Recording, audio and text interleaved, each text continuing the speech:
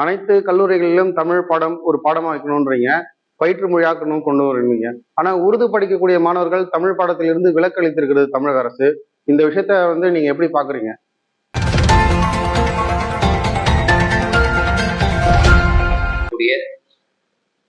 வேறு ஒரு ஆதீனம் நவத்திரு சாந்தலிங்க மருதாச்சல அடிகளார் அவர்கள் இந்த உலகத் தமிழ் காப்பு கூட்டியத்தினுடைய நெறியாளர்களாக இருக்கிறார்கள்.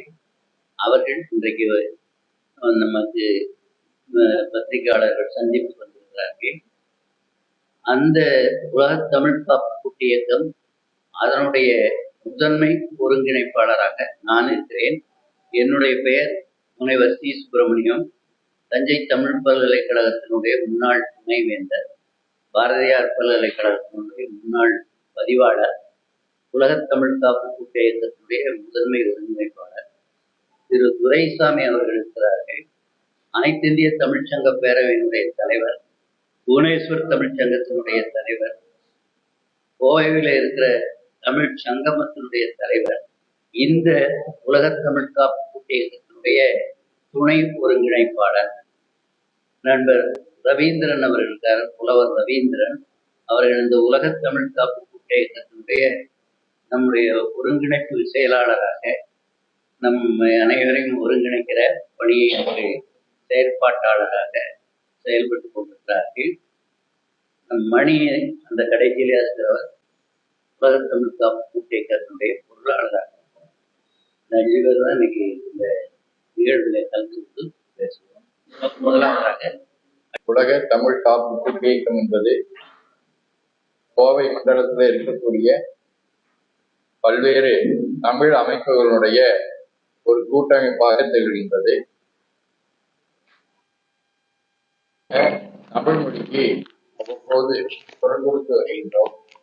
அந்த வகையில தமிழ் மொழிக்காக ஆண்டுதோறும் கருத்தரங்களை நடத்தி வருகின்றோம். முதல் கருத்தரங்கம் கோவை பெரியநாயக்கன் பாளையத்திலே நடைபெற்றது. அதைத் தொடர்ந்து தமிழ் மொழியிலே வழிபாடுகள் நடத்தப்பட வேண்டும் என்கின்ற அடிப்படையிலே ஆன்மீக தமிழ் கருத்தரங்கமாக கல்லூரியிலே நடைபெற்றது. அதே போல ராசிபுரத்திலேயும் மாணவர்களை நல்ல முறையில ஈடுபடுத்தக்கூடிய வகையிலே அங்கே ஒரு கருத்தரங்கம் நடைபெற்றது. தஞ்சை தமிழ் பல்கலைக்கழகத்தில மாணவர்களுக்கான கருத்தரங்கமாகவும் மகளிருக்கான கருத்தரங்கமாகவும் அங்கே நடைபெற்றது.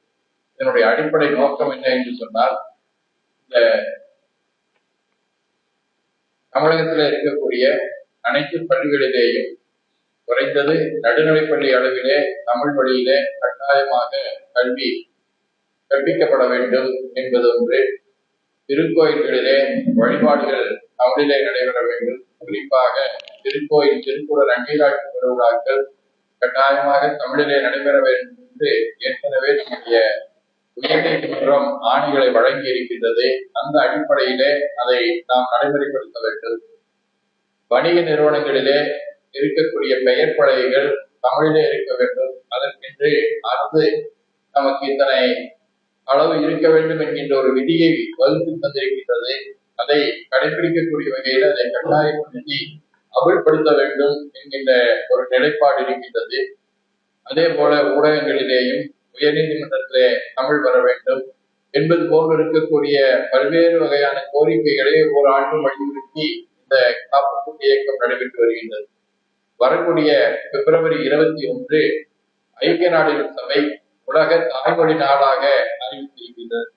அந்த நாளிலே உலகெங்கும் அவரவர்களுடைய தாய்மொழிக்கு ஏற்றம் தரக்கூடிய வகையிலே அவரவர்கள் அந்த தாய்மொழி நாளை கொண்டாட வேண்டும் என்ற அடிப்படையிலே நாம் கடந்த ஒரு 15 ஆண்டுகளுக்கு மேலாக நம்முடைய தஞ்சை பல்கலைக்கழகத்தினுடைய துணைவேந்தராக தஞ்சையில இருந்த காலத்திலேயே இந்த தமிழ் பேரணியை தாய்மொழி நாள் பேரணியை அவர்கள் அங்கே பெரிய அளவில் நடத்தினார்கள். அடுத்த ஆண்டு மலேசியா, சிங்கப்பூர் என்கின்ற இடங்களிலேயும் கொண்டு போய் நடத்தினார்கள். அவர்கள் ஓய்வு பெற்று வந்த பின்னர் கோவையில் இருக்கக்கூடிய அனைத்து தமிழ் இணைக்க அமைப்புகளும் சேர்ந்து ஒவ்வொரு ஆண்டும் பிப்ரவரி 21ஆம் தேதி 5000க்கும் மேற்பட்ட தமிழ் ஆர்வலர்கள், மாணவர்கள், தமிழ் சான்றோர்கள் ஆகியோரை கொண்டு இங்கே மிகப்பெரிய அளவிலே ஒரு பேரணியினுடைய நிறைவாக சொற்பொழிவும் நடத்தி வருகின்றோம்.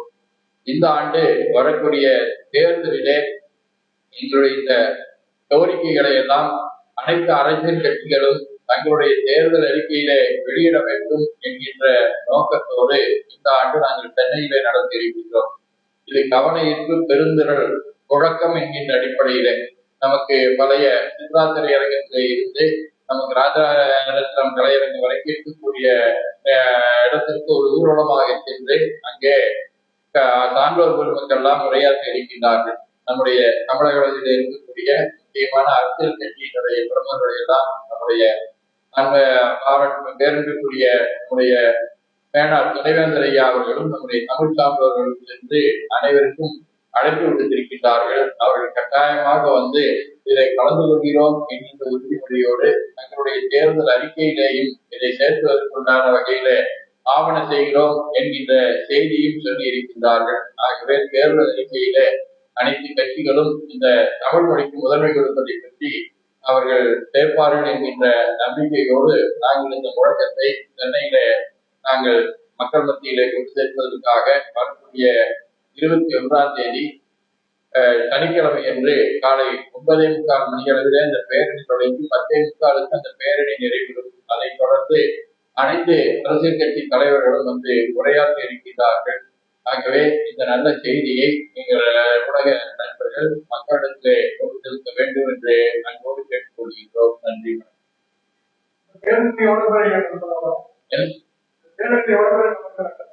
எங்களை பொறுத்தவரையில நாங்கள் தமிழகம் முழுவதும் இருக்கிற எல்லா தமிழ் அமைப்புகளுக்கும் அழைப்பு.